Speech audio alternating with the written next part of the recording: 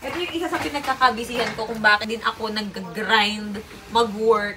Dahil nga pinarenovate ko tong isang bahay. Okay, tapos eto, ginawa ko dito, pinabago ko. Ito. Cave na yung atake natin, ano?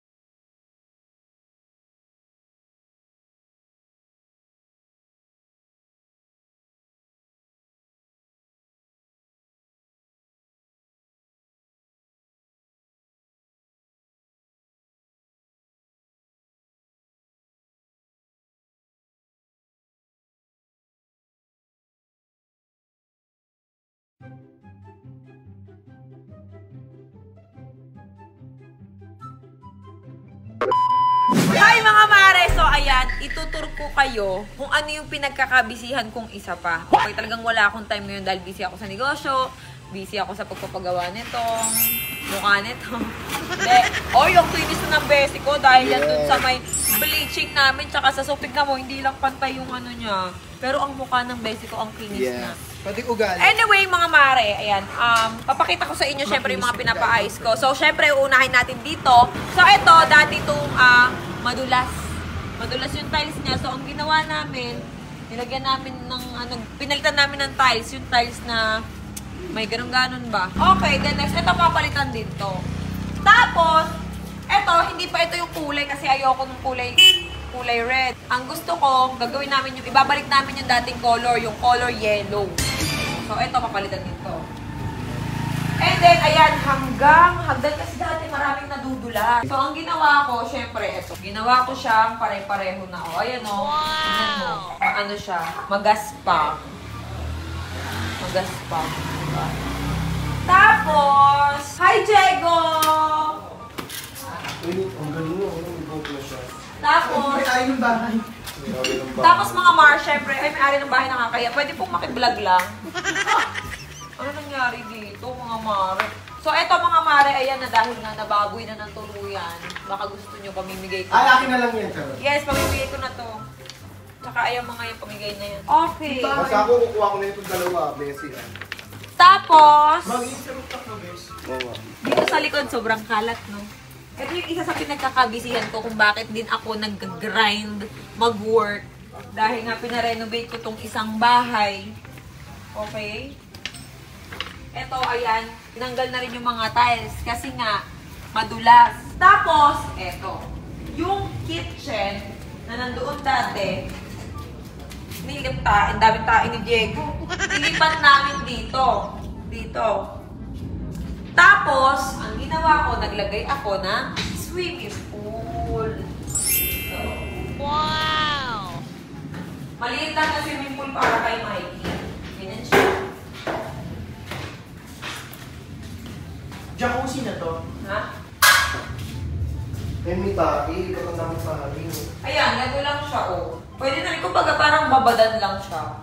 Pero meron siyang hot water, para siyang jacuzzi. Ayan, may mga lumalabas na water dito. Tapos nilagyan ko doon syempre ng Waterfalls. yes, water dispenser. Hindi, water. Oh, ayan. Tapos ito, ang ginawa ko dito, pinabago ko ito. Ayan o. Pinabago ko. Ginawa kasi dati, ginagawa kong sampayan ni Kiska. So ngayon, hindi na siya pwedeng sampayan, kaya ganyan na yung pinagawa ko. Ito rin, sampayan. Ha? Sampayan, saan? Kiska na mag-adjust yan. Yung lang. Hindi, yung sampayan, maglalagay na lang kami ng gilid.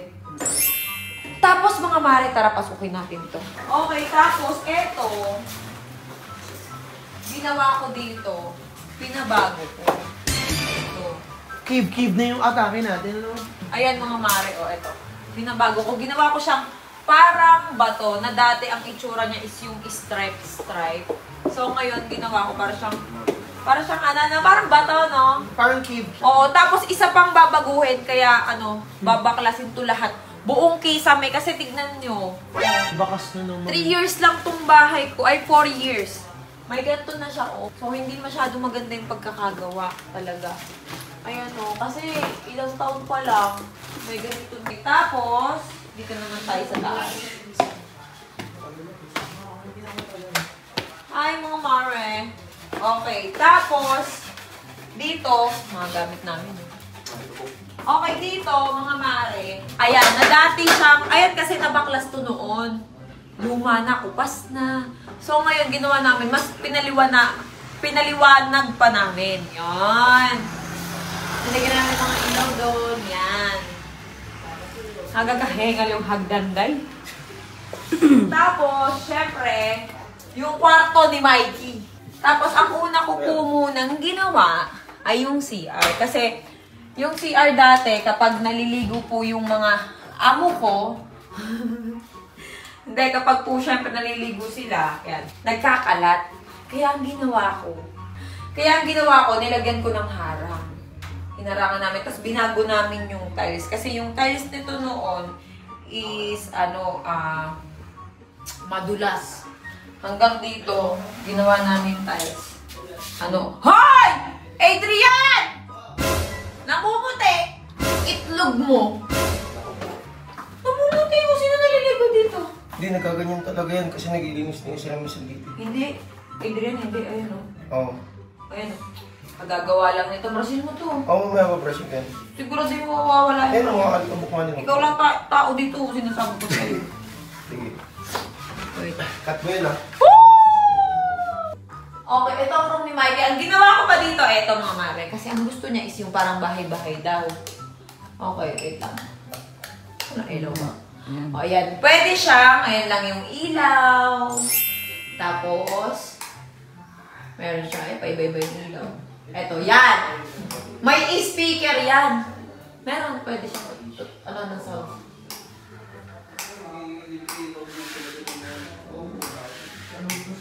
May Bluetooth yan eh.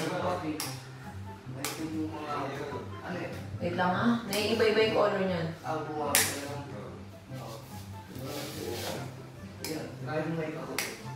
Ayan o. Pula. Iba-iba kulay. Yun o. Oh. May speaker yan eh. Diba? O ngayon, ano natin, sounds natin ng ano. Ang massage.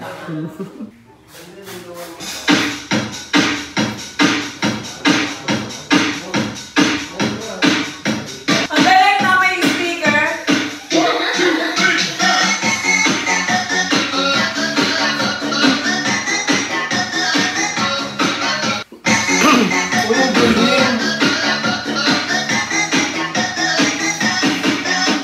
Love na batang yan. Kasi ang gusto niya, kapag natutulog, may ano siya parang, meron siya mga tunog na parang ispa-ispa. Ganun ang gusto ni Mikey. Ang ginagawa niya kasi, naglalagay ko siya ng cellphone sa uluhan niya. Kasi at least kahit ito, kahit pa paano tignan niya. Ang ganda. Yun sa taas. Ang ganda. Okay, sino ba yung na dyan? Gusto niya sounds, di ba? Tapos, eto, meron tong ilaw. May... Ay, dun sa ilaw. Eto, oh.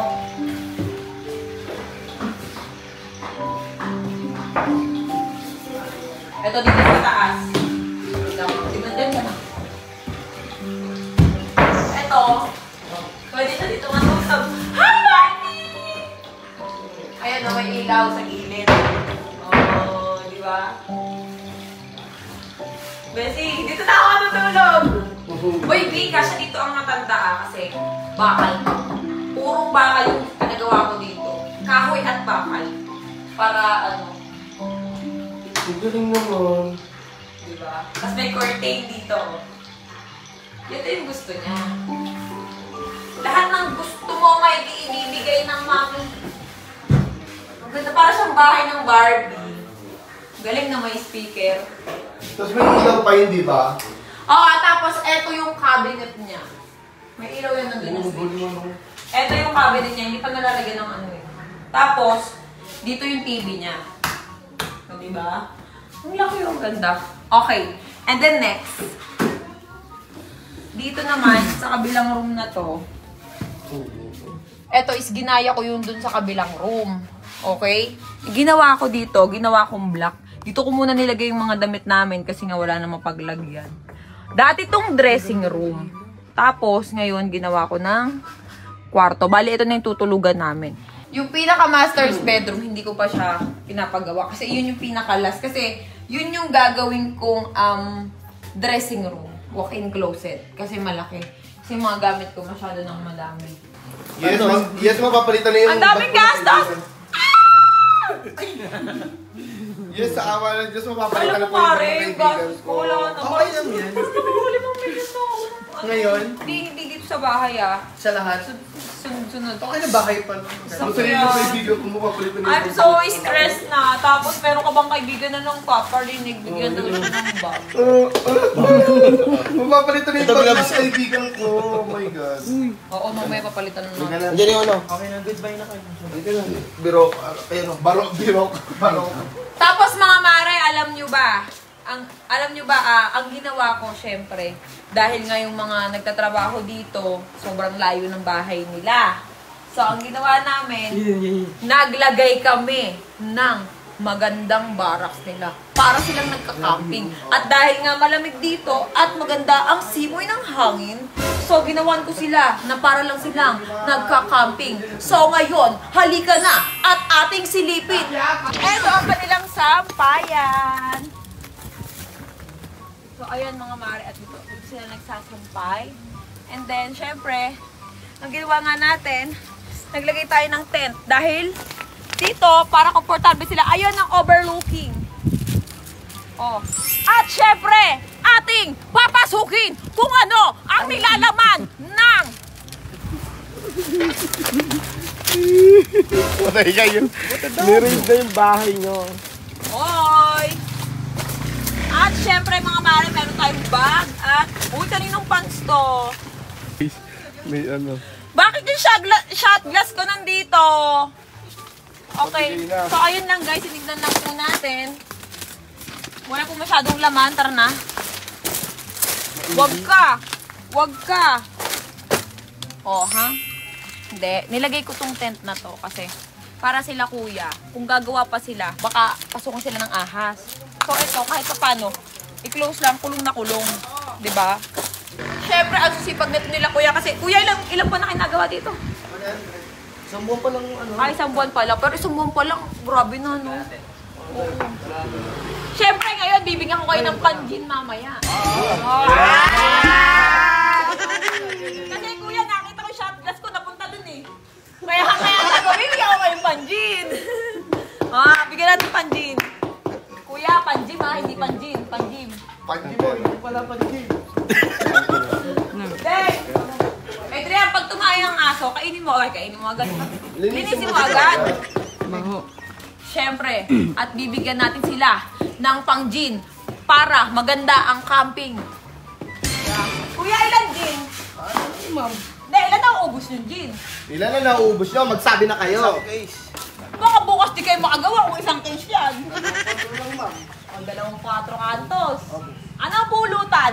Hero ka talaga, pwede madami. Ate, ano nga eh? Ang lami ko humihirit. Ano ang pulutan? Ano pulutan? Ano ma'am? Andox. Inihaw daw.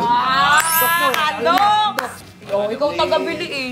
175, eh di dalawang, magkano na yun? Pagpaling natin 400. Magkano yung Andox? 200. at Dalawang 300. Andox.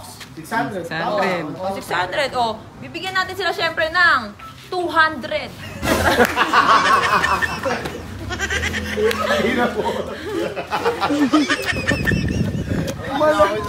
Malangakap eh. 200 ibibigay mo. Bakit di mo mabibigay? Malay nyo may million, no? Ha? Eto na, tanggapin mo ang 1,000 pesos! Congratulations! Ang sarap mag-gin yan, gin tapos Andox. Nice. Kanina break din Andox. Mga itim ko yung group ko. Pabigay na yun, naburo ni Under Armour. Bigyan na lang siya Underarm. Mananak mo Naging Underarm. Wait lang. Ayun, at syempre, it's Gcash time.